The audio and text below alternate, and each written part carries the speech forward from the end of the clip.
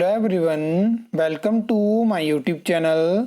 इस वीडियो में हम हिमाचल प्रदेश में नेशनल हेल्थ मिशन की जो वैकेंसी पिछले साल से लेके अभी तक एडवर्टाइज हुई है, हम उसके बारे में बात करेंगे, जिसमें कि आपको अलग अलग वैकेंसी देखने को मिली है। और उसमें मैं आपको बताने वाला हूँ कि कहाँ कहाँ पे ज्वाइनिंग हमें देखने को मिली है और कहाँ कहाँ पे ज्वाइनिंग अभी होनी बाकी है। तो डिटेल में आपके साथ शेयर करूँगा। सबसे पहले आपको पता होगा कि नेशनल हेल्थ मिशन की 1491 वैकेंसी जो है वो सरकार ने फैसला लिया था कि आउटसोर्स बेसिस पे भरी जाएगी, जिसमें कि एक्स सर्विसमैन कोटा की वैकेंसी अगर हम हटा दें तो 1450 वैकेंसी थी, जो कि HPSC-DC को दी और वहाँ से आगे कंपनीज को रिक्रूटमेंट करने को दी गई। अलग अलग डिस्ट्रिक्ट वाइज आपको रिक्रूटमेंट देखने को मिली। ये पूरी लिस्ट है, जिसमें कि सबसे ज़्यादा अगर हम बात करें तो स्टाफ नर्स की वैकेंसी थी।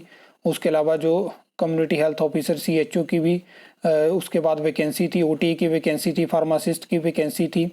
तो इसमें जिन्होंने वीडियो नहीं देखी है, ऑलरेडी मैं बता चुका हूँ कि कितनी स्टाफ नर्स की और CHO की ज्वाइनिंग अभी तक जो है वो हो चुकी है और कितनी टोटल वैकेंसी थी।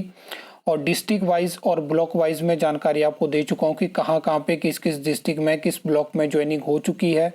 उसके बाद बहुत सारे लोगों का प्रश्न रहता है कि जहाँ पे अभी तक ज्वाइनिंग नहीं हो पाई है वहाँ पे कब तक हमें ज्वाइनिंग देखने को मिलेगी।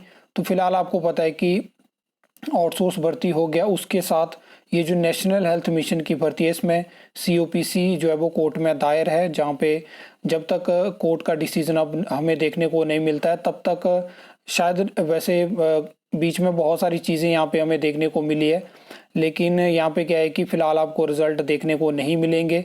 अदरवाइज़ अगर रिज़ल्ट निकाले जाते हैं तो उसमें अगर आप वेट कर रहे हो कि आपको पता चलेगा कि रिज़ल्ट आया, तो वो चीज़ें आपको देखने को नहीं मिलेगी।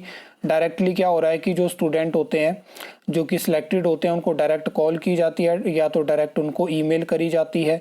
फिर उसके बाद क्या होता है कि एक तो ये मतलब एक चीज़ ये है, चाहे आप वोकेशनल ट्रेनर्स की रिक्रूटमेंट में बात करो, आप किसी भी आउटसोर्स रिक्रूटमेंट में बात करो, जो सिलेक्टेड कैंडिडेट होते हैं वो कभी भी जानकारी शेयर नहीं करते हैं और उनके माइंड में ऐसा थॉट होता है कि शायद अगर हम बताएंगे तो ये चीज़ कोर्ट में जा सकती है या कुछ चीज़ें हो सकती हैं। तो मैक्सिमम सभी लोग ऐसा करते हैं और ये तभी आपको पता नहीं चल पाता है कि कहाँ पे रिजल्ट आ चुके हैं।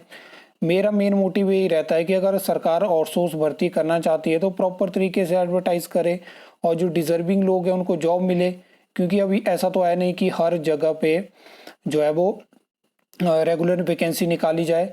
लेकिन अगर आप आउटसोर्स वैकेंसी को मतलब प्रॉपर तरीके से एडवर्टाइज करिए, जो प्रोसेस है जहाँ पे आपने अलग अलग कंपनीज को रिक्रूटमेंट दिए तो वहाँ पे रिक्रूटमेंट करवाइए, जो डिजर्विंग लोग हैं उनको सिस्टम में लाइए, तभी आगे चीज़ें अच्छे से प्रोसेस हो पाएंगी।